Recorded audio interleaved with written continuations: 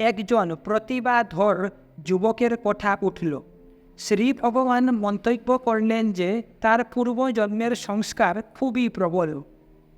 ভক্ত: বিখ্যাত মহাত্মাদের রচনা স্মরণ করার শক্তির প্রকাশ কি করে হলো? এটাও কি কেবল বীজাকার বাসনা? মহর্ষি: হ্যাঁ, সংস্কার পূর্বলব্ধ জ্ঞান, আর সেটা জমা থাকে, অনুকূল পরিবেশে প্রকাশ হয়। একজনের সংস্কার প্রবল হওয়ার জন্য কোনো বিষয় উপস্থাপিত হলে যার সে বিষয়ের সংস্কার দুর্বল বা মোটেই নাই, তার অপেক্ষা সে সহজে বুঝতে পারে। ভক্ত: এটা কি আবিষ্কারকদের পক্ষেও খাটে? মহর্ষি: এ ভূমণ্ডলে নূতন বলে কিছুই নাই। যাকে আমরা উদ্ভাবন বা আবিষ্কার বলি, সেগুলো প্রতিভাবান ব্যক্তিদের সেই বিষয়ে প্রবল সংস্কারের দ্বারা পুনরাবিষ্কার মাত্র।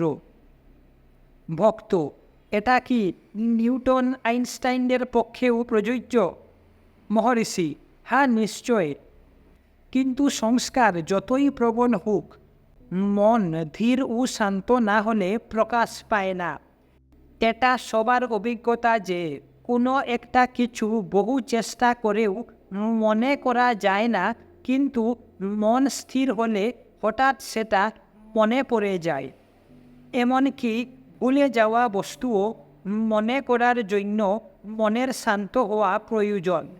তথাকথিত প্রতিভাধর ব্যক্তিরা পূর্বজন্মে বহু চেষ্টায় জ্ঞান লাভ করে সংস্কার রূপে জমা করে রেখেছে। সে এখন যতক্ষণ না মন লীন হয়ে যায়, ততক্ষণ মনকে সে বিষয়ে একাগ্র করে রাখে। সেই নিরুদ্ধ অবস্থায় সুপ্ত ধারণাটি প্রকাশিত হয়। তার জন্য অনুকূল পরিবেশও আবশ্যক হয়।